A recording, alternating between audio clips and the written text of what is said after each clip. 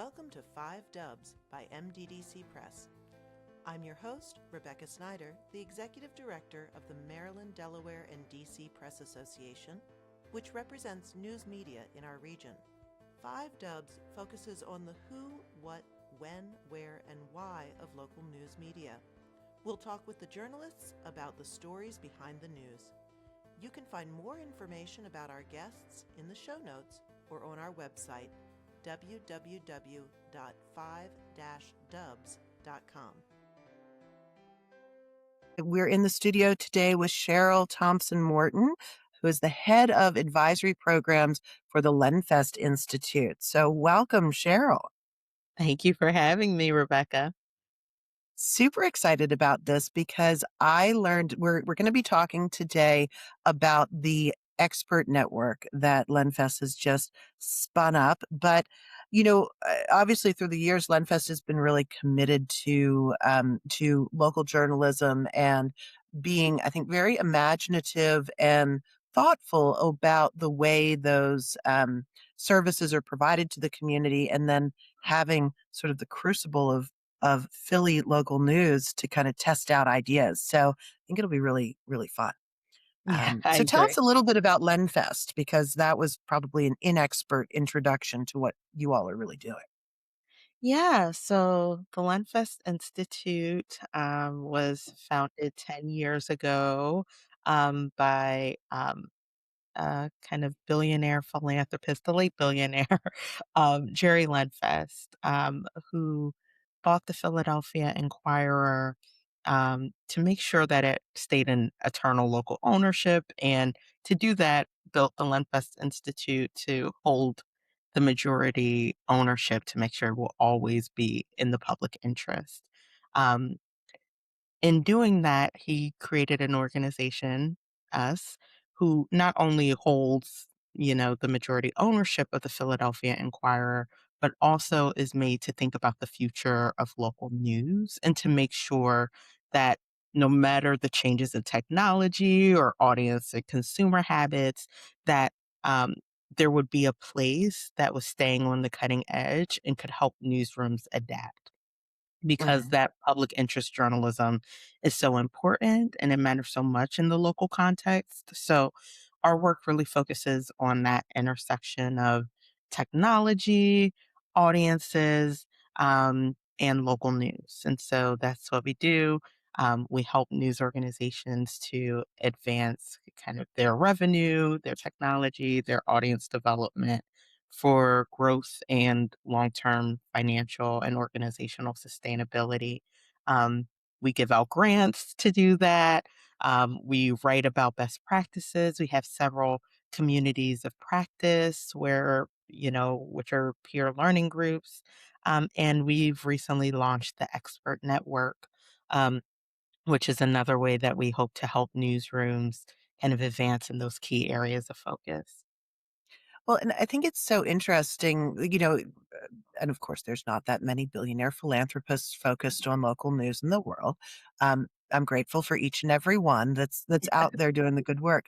But I think it's really interesting that Jerry Lenfest decided not only to buy the Philly Inquirer, but also to say, okay, we're going to use this as maybe not a model, but like as a Mhm. testing ground for different Yes. spaces. And there's a lot of journalism organizations who are like really on the theory piece of it, um, and doing excellent work and partnering with local news organizations, but I feel like it's unique where you have sort of like this, almost like this in-house consultancy, and that's where we get into the local expert network.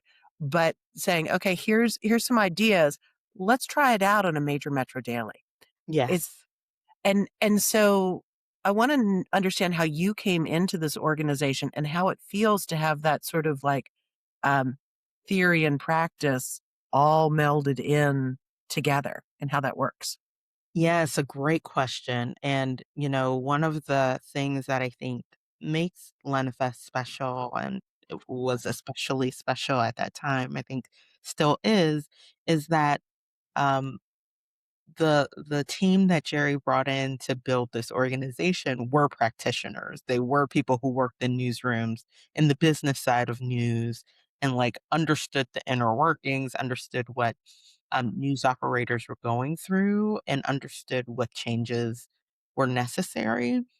And so, it's been a wonderful thing to learn and to test out, to your point, with the Inquirer, with other major metros, and with smaller news properties throughout the United States. How I came into Lenfest, this is actually my second go round at Lenfest.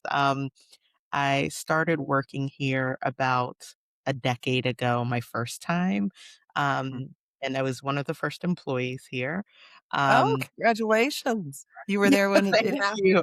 I went to school for business, and when I graduated, I came to work here as um, what we called a business analyst. So basically, I was here to Mhm. help with the operations of the organization. At the time, we were um, small and mighty. So, you know, as many of us know, working in small organizations, everyone's hands get in the work because the work has to get done. Um, so I got to start managing some grant programs.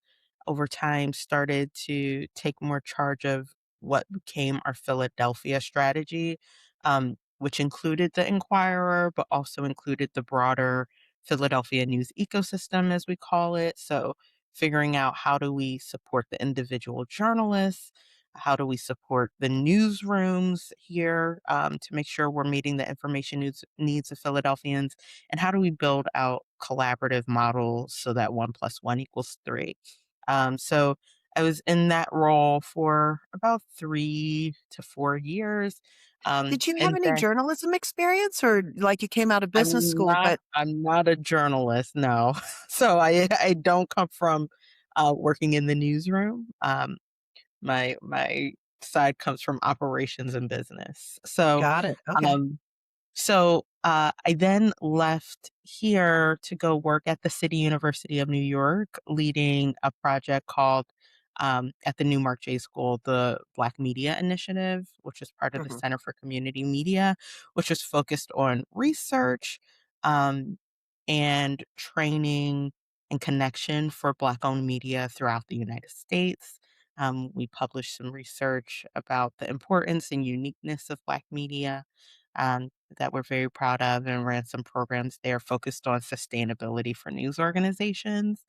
Um, and then this opportunity presented itself back at kind of my alma mater of sorts Sure. in the journalism space to lead the Lenfest Expert Network and our advisory programs more broadly. And I was really excited to take it on. So then this, and I want to circle back to what we're supposed to be talking about, which is the the expert network, the expert network.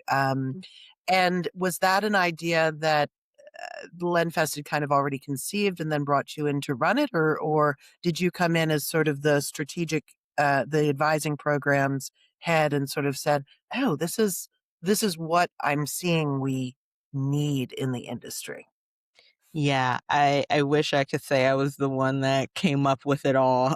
Um, uh, eh, so taking a step back to how the institute started, 2 of my colleagues here at Lenfest, our CEO, Jim Friedlich, and, um, our, um, executive advisor, Ken Hurst, um, they were working in a consultancy for news and media brands, and came to do some work for the Inquirer.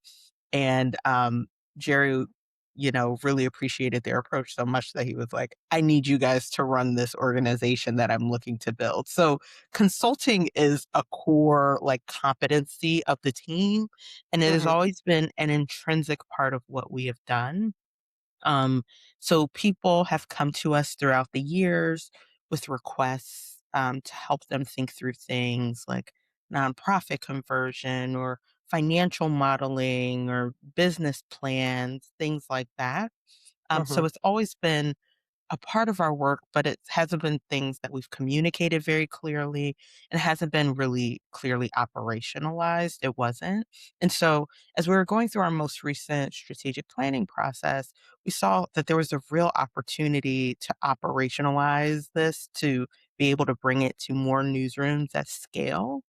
Um, and so we began, well, I shouldn't say we, there was work being done to begin building that out on the national stage. And I was actually brought in as a consultant to think about what this might look like in the Philadelphia stage. What we found in doing this Mhm. kind of early work of figuring out what would be the need, what are the topic areas, what might this look like, is that the national and Philadelphia work looked very similar, what newsrooms needed, the type of consulting, and so it eventually came together as this advisory programs approach. And so the goal is really to make sure that this expertise and consulting is accessible to newsrooms throughout the United States, and that we're able to provide that real time or just in time consulting for newsrooms in areas of need. Mhm. Now, I'm interested, you've worked in Black media, which of course is spanning, a lot of different jurisdictions and areas, Yeah. and, in this newest project, you had said that the needs of the Philadelphia ecosystem and the national ecosystem were very similar. So, like, what kinds of themes are you seeing? And did you find in your work with Black media, are you finding that those themes are similar or just more kind of disadvantaged because of, underrepresentation? So tell me a little bit about sort of what you're seeing as the need. Yeah, it's an excellent question. One of the things that um, many people who work with marginalized media more broadly, or often say is like the problems really for the most part are the same. It's just you're dealing with an additional layer of Just a complexity. factor. Right, exactly. Yeah. But it's the problems, the challenges of running a media business are still the challenges, no matter what area you're focused on.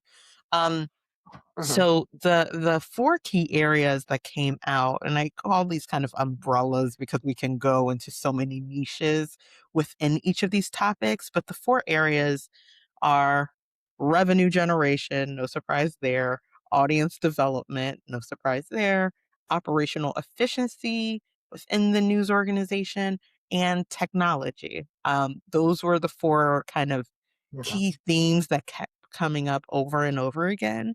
And of course, those are really broad and vague in and of themselves. So there's more kind of what I call subgenres of those four things that we delve more deeply Sure. into with the newsrooms. But those are the four key areas that we saw both in the work coming from Philadelphia and our kind of research work coming nationally. Mhm. And, I also think it's, when we look at news media organizations, which are businesses in many Yeah. respects, those sort of buckets or those umbrellas kind of cross all sorts of businesses. But are you seeing what I see sometimes in our, like, larger chains, that you have this, it's almost like town and country, not a urban rural divide, but like a real division between, like, the corporate structure that might be running in a very sophisticated way, Mm. technologically or operationally or whatnot, but then actually the, um, publications, the organizations that sit in the communities are bootstrapped and run like super small independent businesses. And Yeah. it struck me that there's this, that, you know, you can look at a larger chain and be like, "Oh, well, that's a behemoth." But when you get down to the local, like, they're still suffering through, like, office space challenges, staffing, their technology doesn't work how they think it's gonna work. They're, like, beset by all these things, that they're not as large Yeah. as I had given them credit for. And I don't know if that's just my experience. Are you seeing that a little bit too? Definitely. I think that dichotomy is something we definitely see. I will say most of the newsrooms who have kind of gone through at least the office hours of our program so far have been independent publishers. Um, Mhm. but we have had a few that are part of chains. And a lot of times, for all local newsrooms, capacity is constrained. There's always more work to Sure. be done than there are people to do the work and money to get the work done. And so, um, there are some chains where they're like, hey, like the chain is handling this part of it. We don't need help here, but can you help us look at this specific area of our work and how to do it better? We definitely do see like the challenges of local newsroom of like running a local newsroom really cut even across those that are part of larger conglomerates or chains. Yeah, because your corporate can't help you with local engagement. Like, they just Right. don't, they don't know who to call. And so, yeah, you had referenced office hours, and let's get a little bit into the local expert program, Mhm. and tell us what that is. It sounds also like anybody can come and talk to you. So, what's its focus, and how do people access it? Some of the mechanics of what you're doing. Sure. So yeah, the Lenfest Expert Network is made to be really accessible for anyone. I've had people who are not newsrooms but are interested in doing something newsroom adjacent. I've talked to all sorts of people. Um, and so we've made it very easy to sign up. So if you on our website, we have a link to my calendar to the office hours. You fill out a Oh, short that's form. bold. You have a Yeah, I know. Yeah. publicly available, "Let's just come on and talk to Cheryl" link.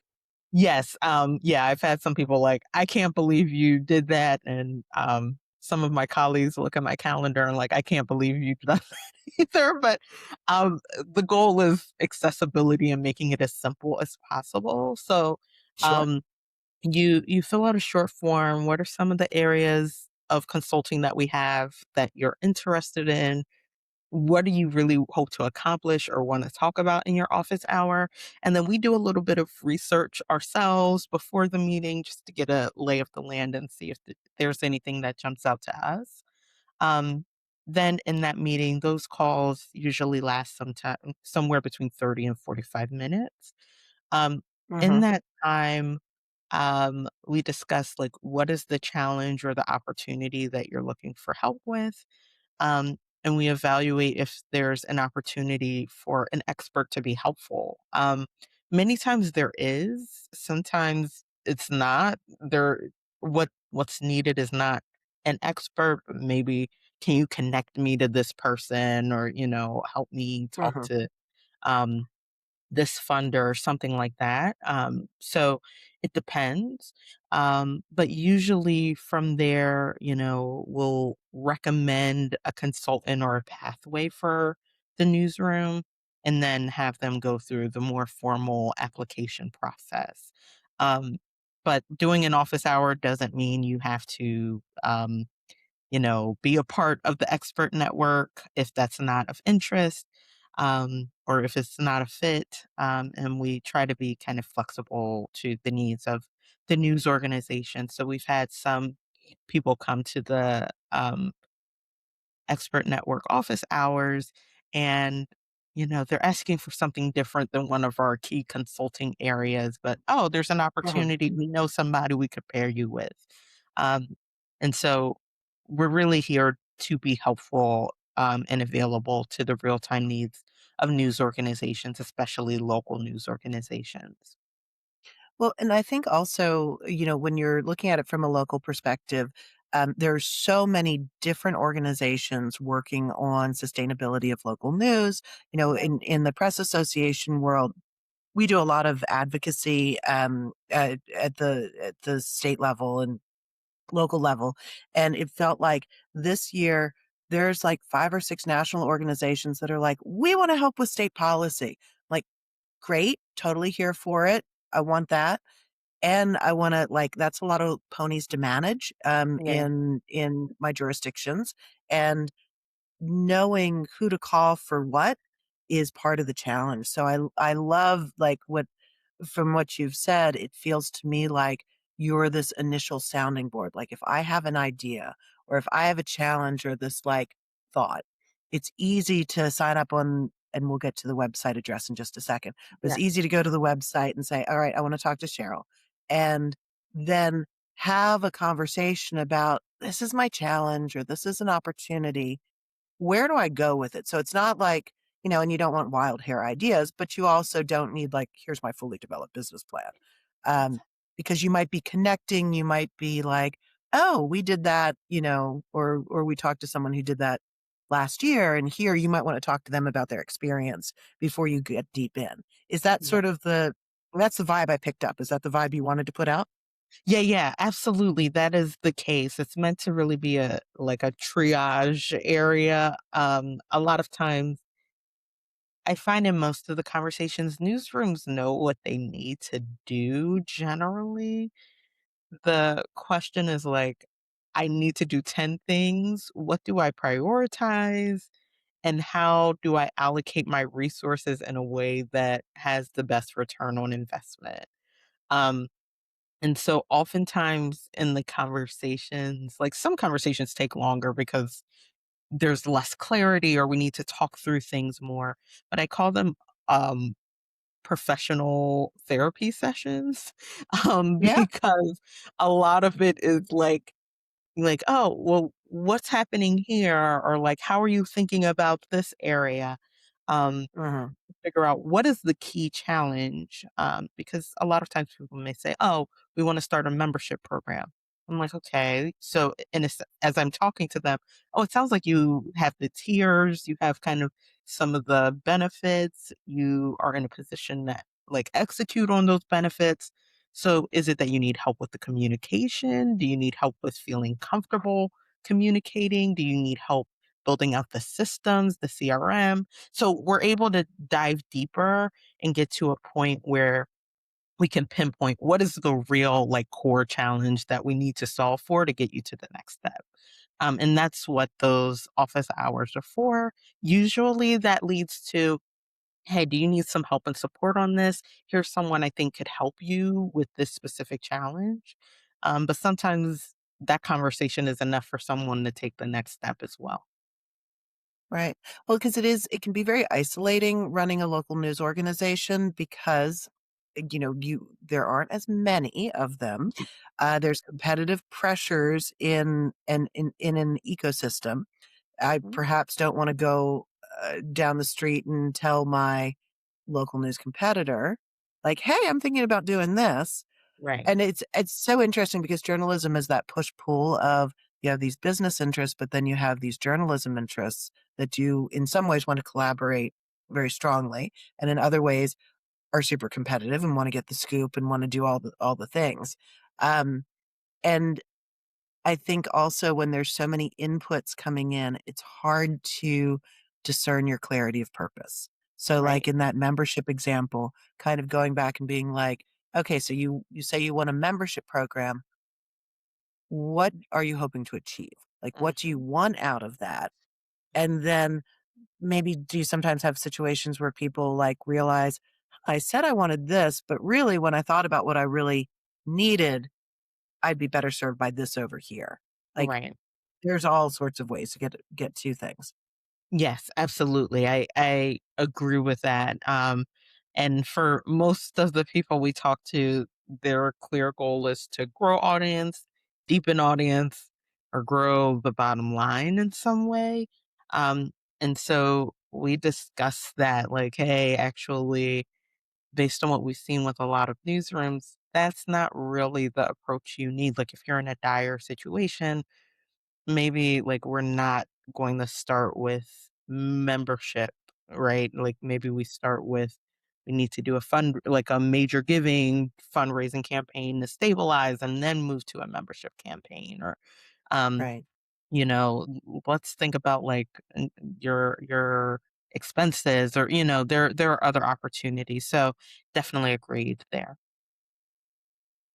So, and I'm also because you have those umbrella pieces, Mhm. and audience development, that's just something that's come up in our conversation a couple times. What are you what are you feeling if someone came to you and was like, "Oh, I need to increase my audience." Do you with looking, in sort of that big picture view that you have, and you have this really unique opportunity to have seen a lot of different local news entities and different types of news. Do you have any go-tos right now that you're like audience development, this, and this, consider? Yes. So it does in some ways depend. People want to grow their audience, and obviously with like Google Zero or whatever you want to call the reduction of traffic coming from search engines, most especially Google, um, there is a real challenge of like our kind of natural responses to growing audience of like SEO and those sorts of things is becoming less and less important. We are seeing in some early data from newsrooms who are still really engaged on optimizing SEO seem to be doing okay. Local news seems to be doing better than other like national news or other types of topics. But Mhm. it's a challenge. So one of the key areas we're focused on is how do we help news organizations um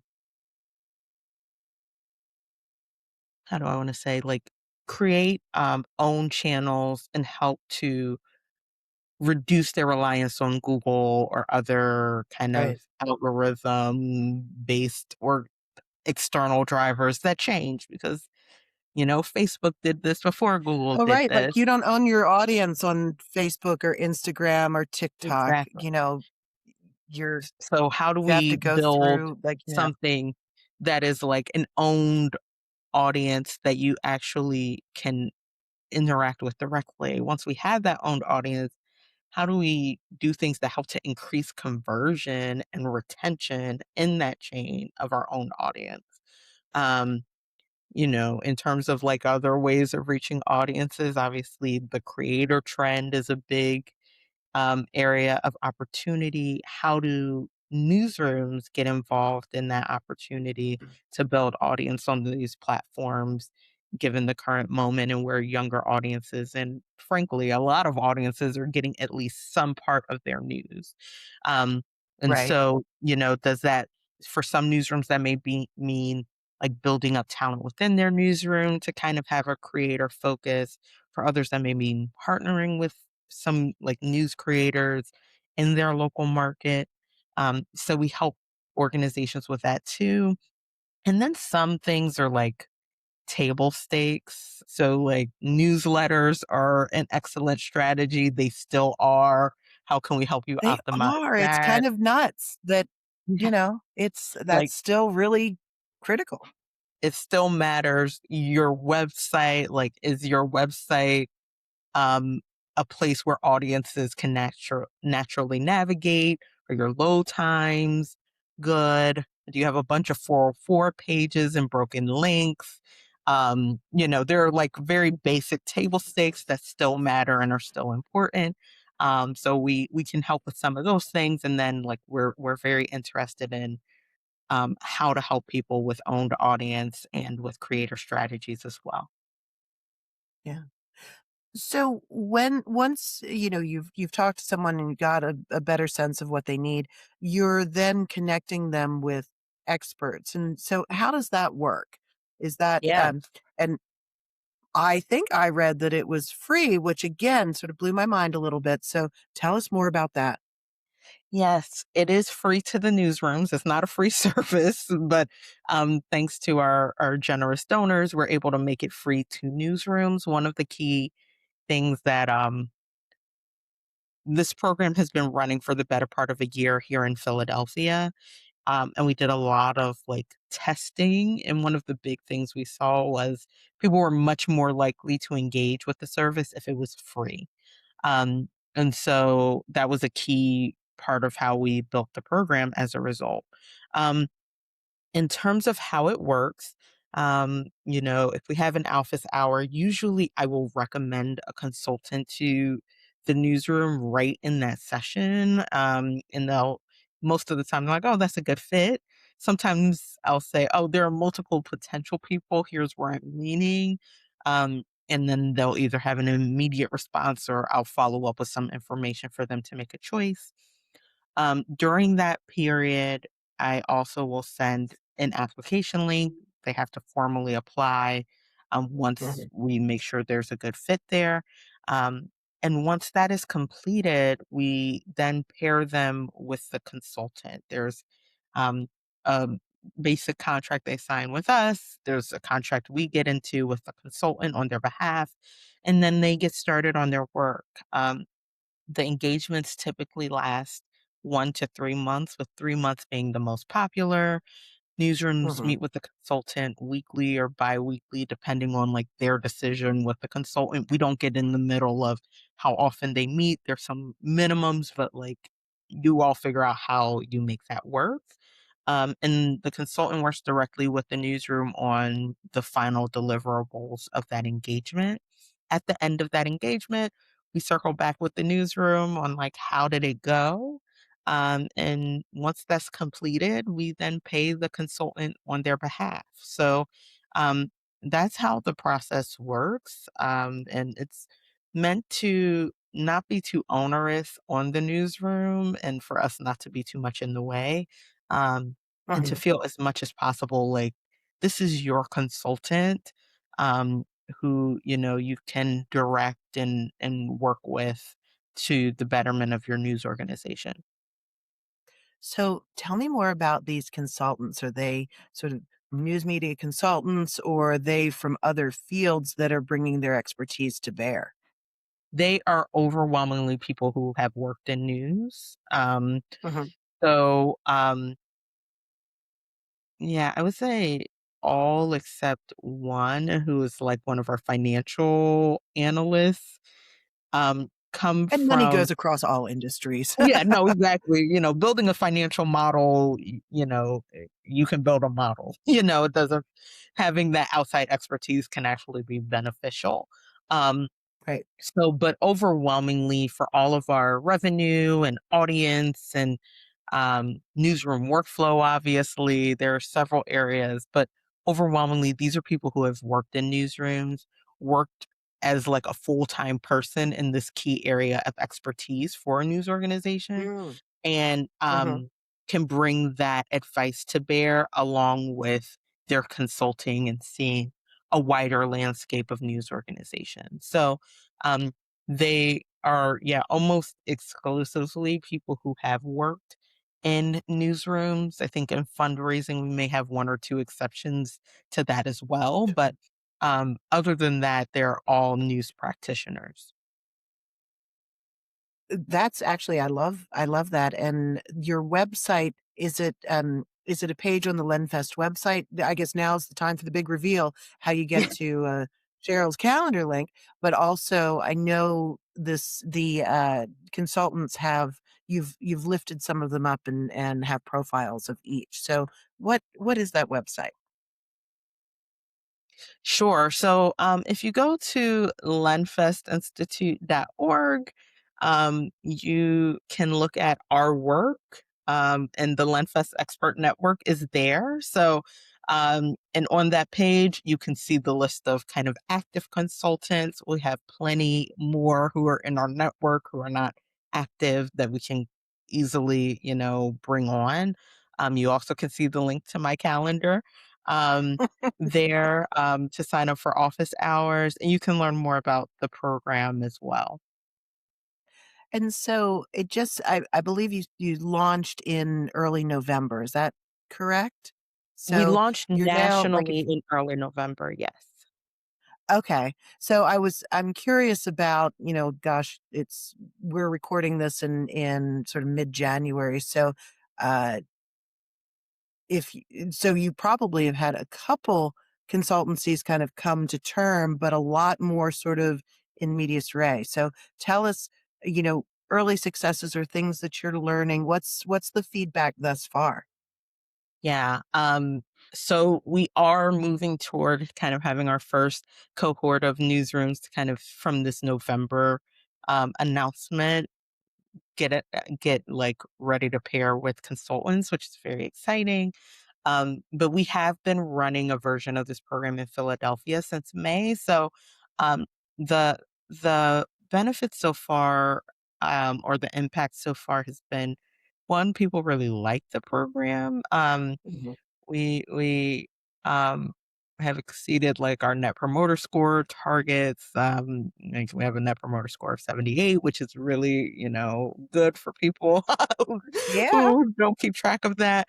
We um we also have seen positive impacts in terms of audience and revenue. So 78% of the people who participated said that this engagement meaningfully impacted their either ability to get audience or to get revenue. Mhm. Um, and then, there are some other areas of focus we had there that weren't focused on those two areas most explicitly. Um, we also have seen, like, we've had people come back to us and they're like, "Hey, when is that opening again? Like, I would love to work with another consultant, or can I Oh, continue working interesting. with this consultant? Would you all pay for that?" So I think that's really the best testimonial you can have of people like, "Can we do it again?" Um, so Right. that's like some of the early successes that we've seen from people who've actually gone through the kind of consulting experience. Um, so far what we're hearing nationally is truly like people have a pretty good sense of what they need to do. There's so much information in this landscape about like sustainability for local news. Um, and so people have a general sense of like, oh, I need to start a membership program. Oh, I need to start a major Right. giving strategy. Like, oh, this is the opportunity given my market and given how people have reacted to me. Um, and but I don't know where to start in doing that. And I don't have the capacity to like spend time trying to become the expert in it. And so that's where we're perfectly positioned to be helpful. It's like, well, we do have an expert in it who can like give you how to build a major giving strategy. What are the things you need to have in place, both in terms of staff time or technology? What are some templates to make this easier? All of those sorts of things. And by far the most popular areas, which is not surprising, is audience and revenue. Sure. People, right? Because that's the lifeblood of the business. If we don't have an audience, we don't have a business. And we don't have revenue, we don't have a business. So um, those are the two areas of most interest. And I think we've overwhelmingly had interest from smaller papers and digital onlys who are independent. And so who don't have as much of the backing and are looking for like, can you give me one-on-one support? Um, I have this general best practice, but how do I apply it given my market with all of the unique things that each market brings to the table? Um, so yeah, that's what we've kind of seen and heard so far. I love that. And so now what do you I know you started in Philadelphia in May, you've launched nationally in November. Is this next year sort of stabilizing the program and sort of doing lessons learned, or what's next in the advising programs? Because I know you have a lot more up your sleeve than simply the expert network, which is an amazing piece, and I'm super excited to share it with our members and local news organizations in the area. But what else is out there? Absolutely. My team at Lenfest has a ton going on. So I want to highlight some of their like opportunities. Um, in terms of the rest of the year for the expert network, it is really about getting this program rolling. So we are hoping to accept on average about this first month is going to be a big cohort, but after that, we're hoping to accept around 5 new newsrooms per month. Okay. So that will be ongoing through most of the year, hoping to serve 50 or more newsrooms this year with the program. So excited about that. We also are planning to share lessons learned. One part of kind of the advisory programs is figuring out what are lessons that we can share more broadly with with the entire news ecosystem. And are there self-service tools where you don't have to Right. work with a consultant in order to, figure out the best practice in this area. So that's kind of the other key area of my work, and I'm hoping to share some of the things we've been working on in that area publicly throughout the course of the year. Um, in terms of other work that we have going on, we are going to have several communities of practice that are kind of continuing or building. That's a great opportunity to engage with Lenfest. If certain grant opportunities are made available through those communities as well. Um, we have our audience community of practice, which is focused on growing audience and deepening engagement. We are going to be launching this year a beyond print community of practice. So, for Mm. newsrooms trying to build their digital capabilities and reduce their reliance on print revenue, um, that's a key driver or key opportunity. We currently have open grant for newsrooms to work with creators or influencers. Um, those grants are up to $100,000 and I think are closing maybe later this week or early next. But there will be lessons and learnings from that. Um, and yeah, I think those are kind of some of the key ways that newsrooms outside of Philadelphia can get involved and engaged right now. I know there will be more things that come up throughout the course of the year, but those are kind of the key opportunities available right now. And those are a lot of really substantive opportunities. And I Yeah, like that, you're kind of showing that pathway and providing opportunities for people to kind of put their own spin on it as yeah. well. And so I feel like we'll be talking again because I there's a love that. lot here that is really useful and really interesting. But I wanted to thank you for your time today. This has been terrific, and I do urge all of our local media outlets, whether they're digital, print, for profit, nonprofit, conglomeration, to reach out to Cheryl at the lenfestinstitute.org. You can also just Google Lenfest Expert Network, and you'll get to that page as well. But I think there's a lot of opportunity there, and I hope people take advantage of it. So thank you so much for coming in and speaking with us today. Thank you again for having me. It's been a pleasure. Thanks for listening to 5 Dubs with Rebecca Snyder. Please subscribe and leave us a 5-star review wherever you download your podcasts so that others can find us. What do you want to know about local journalism? Email me at rsnyder, SNYDER, at mddcpress.com. Interested in supporting our podcast and journalism? Please donate to our 501c3 Press Foundation. Find out more and see the full episode list and show notes at www.5-dubs.com.